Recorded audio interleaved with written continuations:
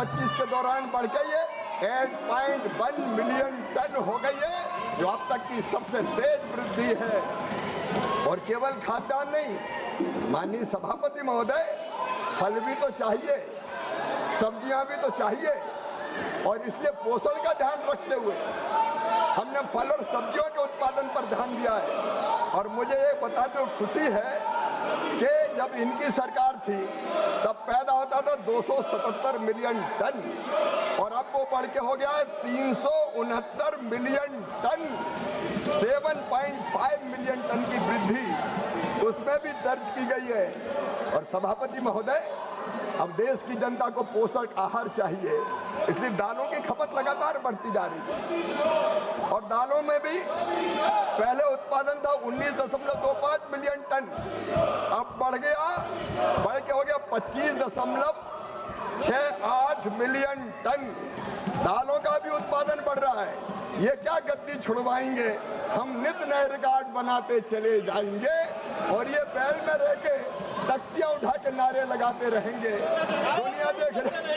दुनिया देख रही है कि हमने दलहन का उत्पादन 19 मिलियन टन से बढ़ा के 25.68 मिलियन टन किया।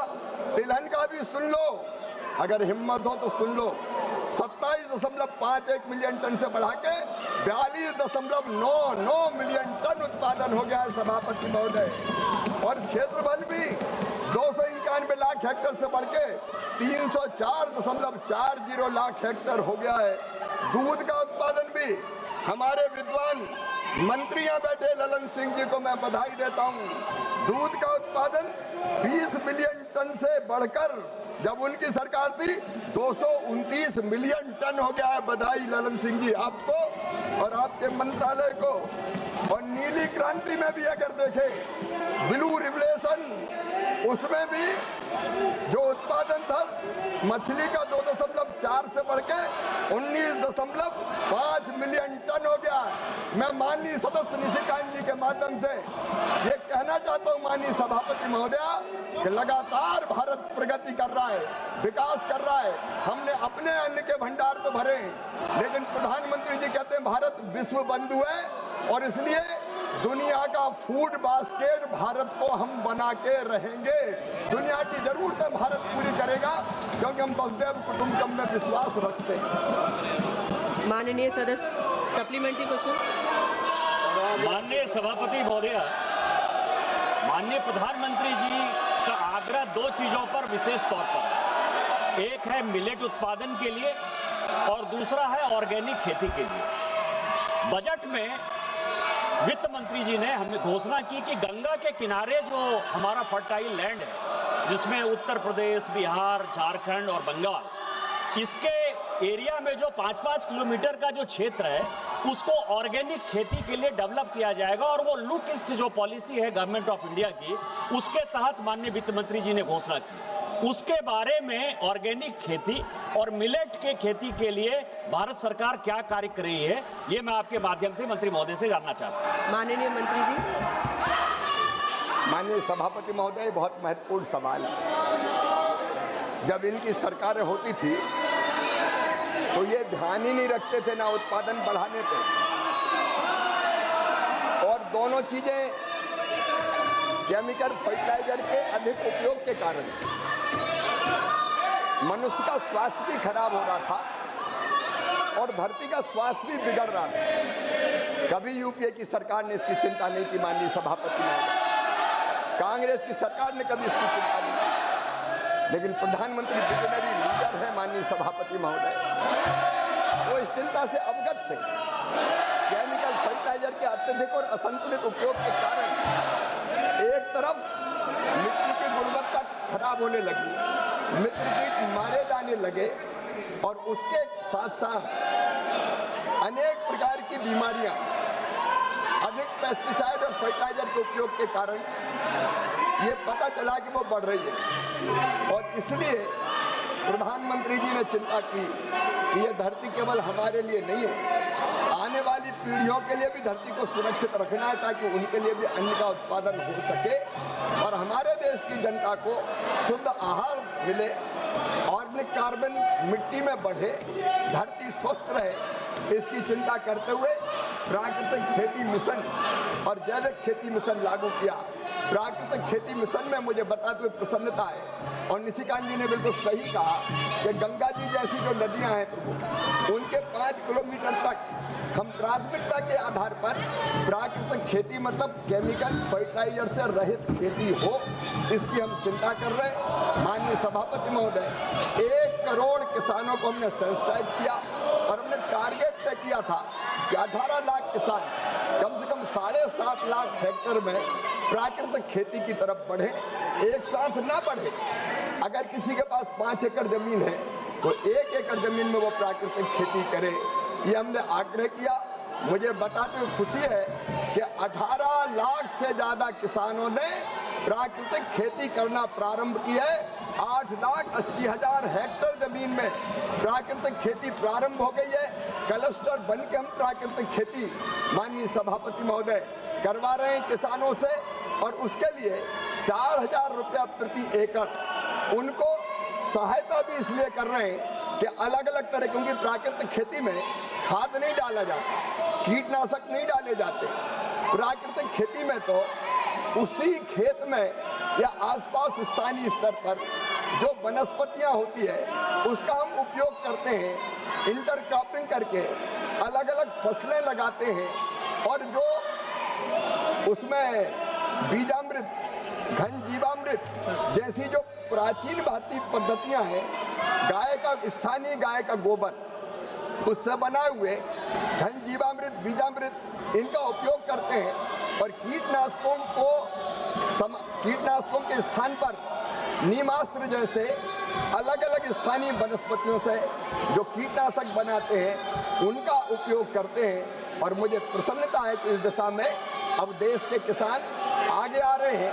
मिलेट्स के उत्पादन को बढ़ाने के लिए भी एक विशेष ICAR में एक अलग ही हमने मिलेट्स का संस्थान बनाया है, और वो लगातार अच्छे बीज, प्राचीन भारतीय बीजों को बचाने का काम और कृषि पद्धतियों को विकसित करने का काम कर रहा है। तो हमारे प्रयत्न लगातार जारी है प्रधानमंत्री जी के नेतृत्व में कि हम उत्पादन भी बढ़ाएं। और एक बात और मैं माननीय सभापति महोदय आपके माध्यम से सदन को और देश को बताना चाहता हूं, अगर प्राकृतिक खेती ढंग से की जाए, ठीक पद्धति से की जाए, तो उत्पादन घटता नहीं है, कई मामलों में उत्पादन बढ़ जाता है। ऐसे अनेकों प्रयोग माननीय सभापति महोदय देश में हुए हैं। लेकिन मैं फिर देश को कहना चाहता हूं, ये नारे लगाने वाले पश्चिम बंगाल में प्राकृतिक खेती मिशन को भी लागू नहीं कर रहे हैं। इनको वहां के मिट्टी के स्वास्थ्य की भी चिंता नहीं है, वहां के जनता के स्वास्थ्य की भी चिंता नहीं है।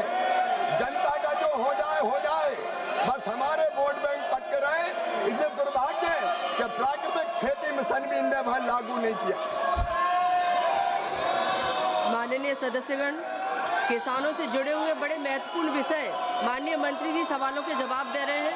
माननीय सदस्यगण किसानों के हितों के लिए बात सुनना चाहते हैं, मुद्दे उठाना चाहते हैं, ये आप ठीक नहीं कर रहे। जनता ने आप सबको, यहाँ किसानों ने, युवाओं ने, महिलाओं ने और गरीब वर्ग ने आप सबको चुनकर यहाँ पहुँचाया। प्लीज आप लोग अपनी अपनी जगह पर बैठे और प्रश्न पूछिए ना किसानों के विषय में। माननीय सदस्य चंद्र प्रकाश चौधरी जी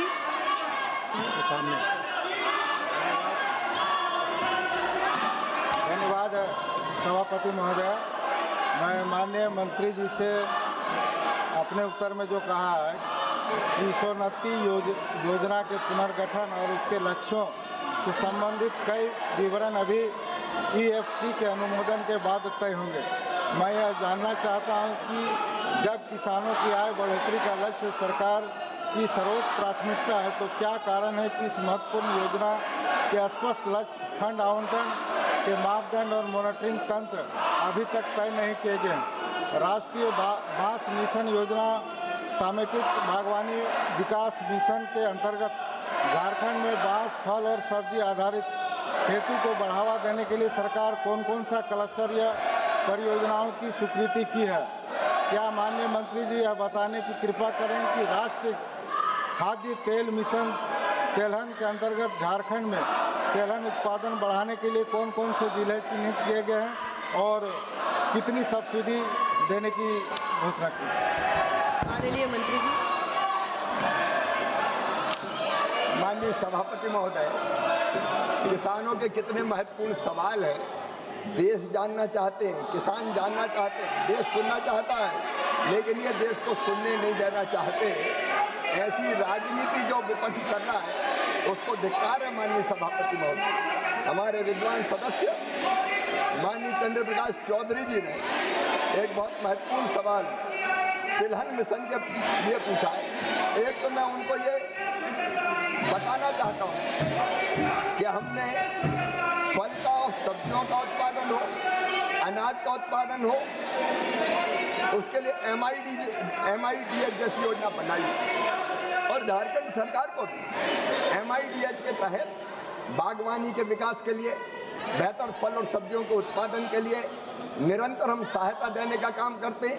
मैकेनाइजेशन मिशन के अंतर्गत हम वहाँ मशीनों के वितरण का काम भी करते हैं।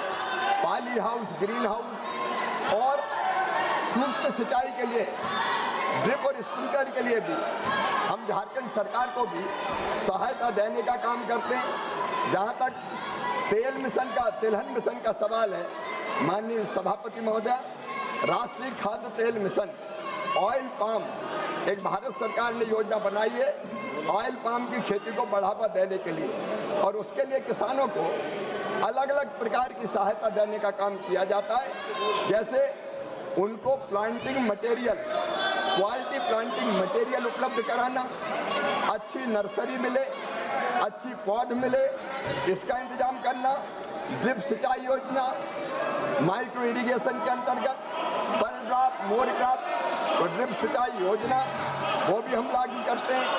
बोरवेल, जल संचरण संरचनाएं और सोलर पंप तथा अन्य आवश्यक बुनियादी सुविधाओं के लिए भी झारखंड की सरकार के माध्यम से वित्तीय सहायता देने का काम किया जाता है, ताकि ऑयल पाम की खेती को अधिक लाभकारी और टिकाऊ बनाया जा सके।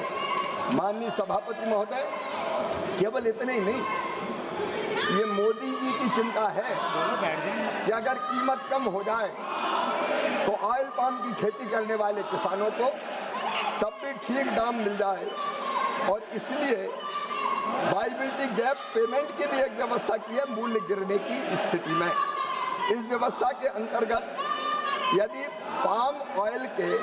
पाम के ताज़ा फल गुच्छे, जिनको फ्रेश फ्रूट बंचेज भी कहते हैं, सरकार ने एक मूल्य निर्धारित किया है, वायबिलिटी प्राइस, ये मूल्य निर्धारित किया है, जो दोनों के बीच का अंतर, वास्तविक मूल्य और वायबिलिटी प्राइस, उसके बीच का अंतर DBT के माध्यम से सीधे किसान के खाते में डाल दिया जाता है, ताकि किसान को किसी भी हालत में घाटा ना हो। इससे बाजार मूल्य गिरने की स्थिति में भी किसान को घाटा नहीं होता। माननीय सभापति महोदय, मुझे बताते हुए ये प्रसन्नता है कि झारखंड के जो हमारे साथी है, झारखंड के जो हमारे किसान हैं, उनको 146 करोड़ 48 लाख रुपया इस काम के लिए 25 और 26 में देने का काम किया गया है। फिर दूसरे साल हमने फिर इस साल 63.42 करोड़ रुपया देने का अभी तक काम किया 25-26 में, और अभी लगातार वहाँ इस पर काम हो रहा है। तो झारखंड के किसानों की भी पूरी चिंता की जा रही है, तिलहन के उत्पादन के लिए भी और बाकी उत्पादनों के लिए भी। माननीय सदस्यगण, कृपया आप अपने अपने स्थान पर विराजें। इतना महत्वपूर्ण विषय, किसानों से जुड़े हुए, ग्रामीण पंचायत से जुड़े हुए सारे विषय माननीय सदस्यगण पूछना चाह रहे हैं, और बहुत ही महत्वपूर्ण मुद्दों पर सवाल जवाब चल रहे हैं, लेकिन आप लोग सदन को नहीं चलने दे रहे। यह आचरण आपका उचित नहीं है। आप सदन को चलने नहीं देना चाह रहे, प्रश्नकाल नहीं चलने देना चाह रहे। सभा की कार्यवाही 12 बजे तक के लिए स्थगित की जाती है।